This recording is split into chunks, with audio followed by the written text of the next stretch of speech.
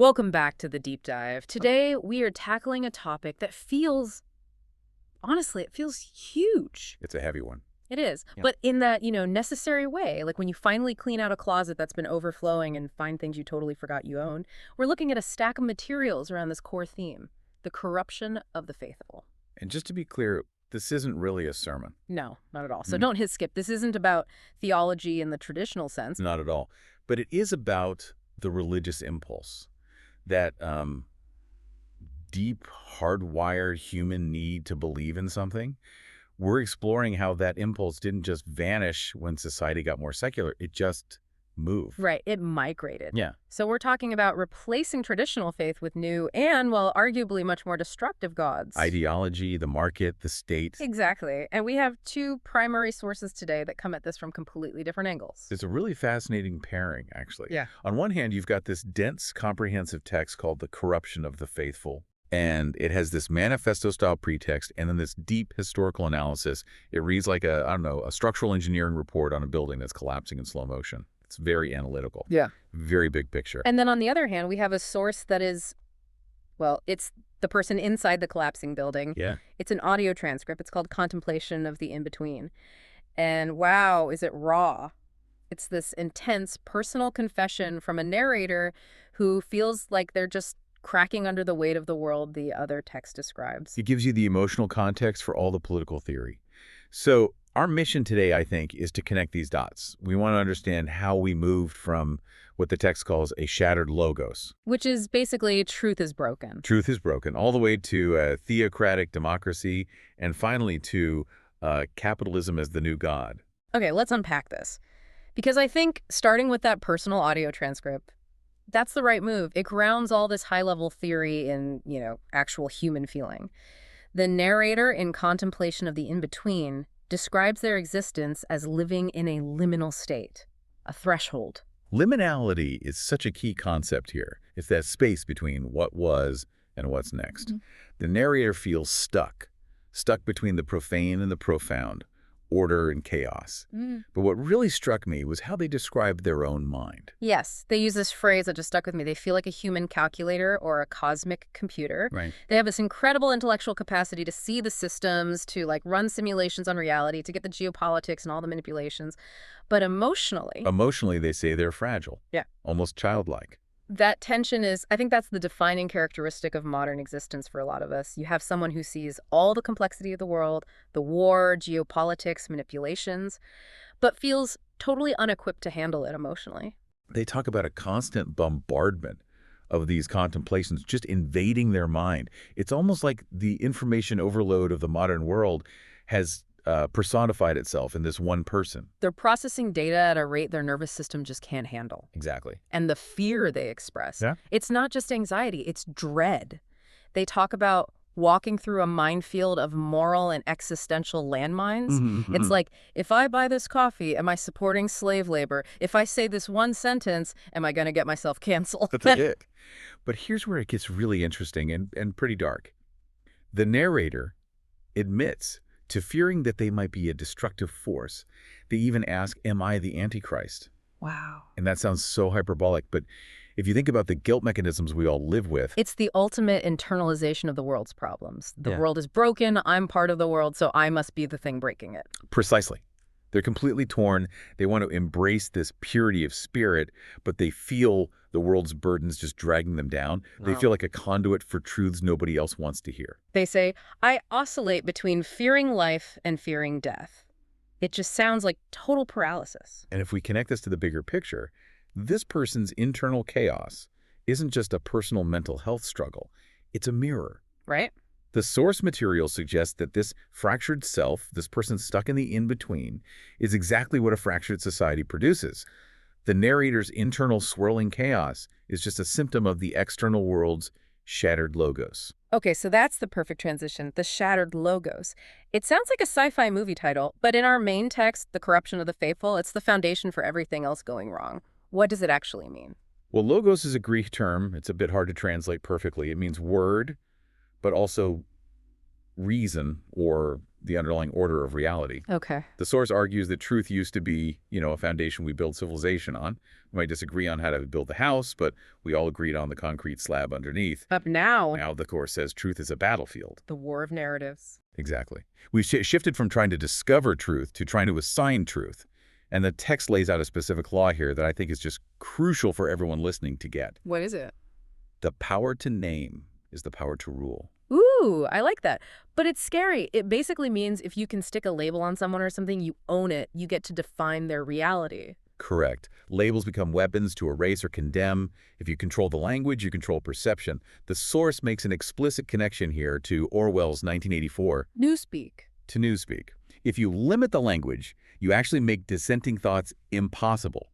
You literally can't articulate a rebellion if you don't have the words for it. But the source adds a modern twist to Orwell, doesn't it? Orwell was about censorship hiding the truth. The source talks more about manufactured confusion. Yes, and this is such a subtle but vital distinction. The goal of the system described here isn't just to tell you a lie and hope you believe it. It's to flood the zone with so many contradictions that, to quote Hannah Arendt, who is referenced in the text, nobody believes anything any longer. That is terrifying, because if you don't believe anything, you just check out. You become passive, you just stop trying to figure it all out. Exactly. A cynical population is a compliant one. And the source touches on technology here too. It mentions AI and black box gaslighting. What does that mean? Well, algorithms create these filter bubbles, these synthetic realities, where my truth looks completely different from your truth. We aren't even arguing about the same world anymore because we're literally seeing different sets of data. So we have a world where truth is shattered. We're all disoriented. Now let's look at the political structure that rises out of that chaos. The source uses this phrase, theocratic democracy. And I have to say, that sounds like a contradiction. How can it be both? And that's the paradox the author wants us to see. We usually think of a theocracy as, ruled by priests and democracy as ruled by the people. Right. But the argument here is that our current democracy has become a sacred order. It's become theater. Governance as theater. Okay, so the voting booth is the confessional. In a way, yeah. The source argues that elections are essentially rituals of obedience. We go through the motions, we cast the ballot, we feel the solemnity of it all. But the outcome, the source claims it's largely predetermined by what it calls the devouring class. Corporate lords and political priests. That's them, the people who run the show. So it's the illusion of choice. It's a specific kind of false choice. The source says the citizen is presented with a dilemma. You can either submit to extreme capitalism or you can face total collapse. Wow. Talk about a rock and a hard place. Do what we say, or the world ends. And that fear is how control is maintained. The text details how perpetual crisis, whether it's economic, social, ideological, is used as a mechanism. How so? If you keep the population anxious, distracted, terrified of the other side, or, impending doom, they remain dependent on the system for safety. It's like an abusive relationship on a societal scale. You need me. Look how scary it is out there. Only I can protect you. That is a very, very apt analogy. And because the state acts as this savior, it demands a kind of religious loyalty. To question the democracy, even you see it's broken, is treated like heresy. You aren't just engaging in political dissent. You're being anti-democratic. You're a sinner against the state religion. Okay, so if the state is the disciplinary father figure in this whole scenario, where does the market fit in? Because the source dedicates a huge section to capitalism as the new god. This is where the analysis gets really biting. The source argues that while the state might demand our obedience, the market demands our devotion. I mean, I've definitely felt a spiritual connection to a pizza at 2 a.m., but I don't think that's quite what they mean. Not quite, though consumption is a big part of it. Think about the parallels the source draws. It calls shopping malls and online marketplaces the cathedrals of consumption. Okay, I can see that. You walk in, it's bright, everything is perfect, you feel this sense of possibility. It's designed to make you feel elevated. And purchasing is the ritual. Brand loyalty is the new piety. But the darker parallel is debt.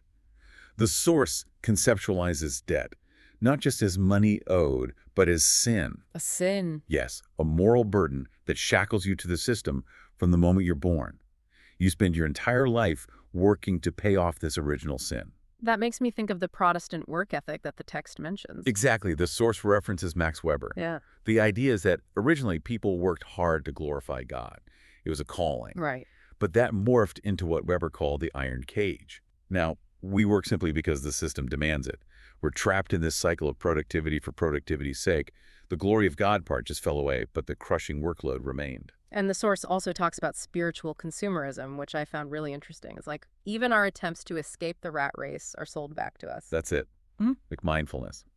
You buy the meditation app, you go to the yoga retreat, but so often the goal isn't true transcendence or questioning the nature of your life.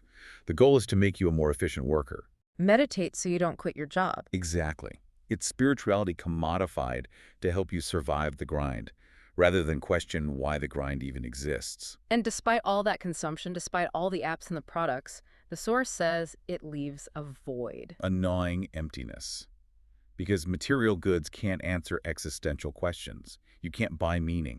So that void just drives the cycle. You feel empty, so you consume more, which doesn't fill the hole, so you consume more. It's an addiction engine. So let's just recap the landscape here. We've got a shattered truth, a theatrical democracy that demands obedience, and a market god that leaves us empty. Nature abhors a vacuum. If we're empty, what fills that space? The source talks about the theology of the masses. This is where we get into ideology. When traditional religion recedes, the source argues that secular ideologies step in to fill that vacuum. It lists things like neo-Marxism, nationalism, fascism. And it's important to note the source isn't taking a side here. No, not at all. It's categorizing all of these as substitute faiths. It uses this metaphor of breeding demons. That's pretty heavy imagery. It is, but the text clarifies. This isn't supernatural, it's psychological. To be possessed by an ideology means you surrender your reason and your conscience to a groupthink. You stop thinking for yourself and you become an agent of the ideology. You lose your logos, your individual reason, to the spirit of the mob. And that connects right back to our narrator in the beginning, doesn't it? The fear of being a destructive force. It does. The source argues that when people are possessed by these ideologies, they become the parasites of civilization. They consume their own history, their own identity, just to feed this existential hunger. Yeah. They tear things down because it feels like doing something. It feels like righteousness. Yes, it paints this picture of a devouring class at the top. Those who extract value without building, and then the masses below devouring each other. It's pretty bleak we're eating ourselves alive. It is stark. It's a diagnosis of a terminal illness in the culture. But the source doesn't just leave us there. It does outline a path forward, a way to reclaim the self. Right. And the solution isn't burn it all down because that's just more destruction. It's actually the complete opposite. It's stillness. The source talks about the dissolution of contemplation, how we've lost the ability to just sit quietly and think. The first step to resistance is simply stopping, restoring the capacity for deep thought. That goes back to the in-between narrator again. Maybe that liminal space, that painful pause they were stuck in, is actually where the solution starts. I think so. The narrator's pain comes from resisting the flow. The source calls for secular humility. Meaning we have to admit that no single ideology owns the entire truth. We have to step back from the fanaticism. We have to be okay with not knowing everything and not having a hot take on every single event. And what about practical steps? The source lists some concrete things. Media literacy is a big one. Huge. Learning to spot propaganda, breaking out of those algorithmic echo chambers we mentioned. We have to actively seek out information that challenges our filter bubble. And also, reclaiming language. This one really resonated with me. Yes. We have to reject empty speech. When a politician or a corporation uses a buzzword that means nothing, we have to call it out. Insist on clarity. If we use the system's language, we're trapped in the system's logic. The text also mentions humanizing the market, moving beyond just GDP. Right. If the devouring class only cares about profit, the resistance is to care about the triple bottom line: profit, people, and planet. It's about remembering that the economy is a tool to serve humans, not a god to be served by humans. We need to measure success by something other than how much stuff we bought this quarter. Exactly. So what does this all mean for us, for you listening right now who might be feeling a little overwhelmed by all this? I think it means recognizing that the in-between isn't a curse.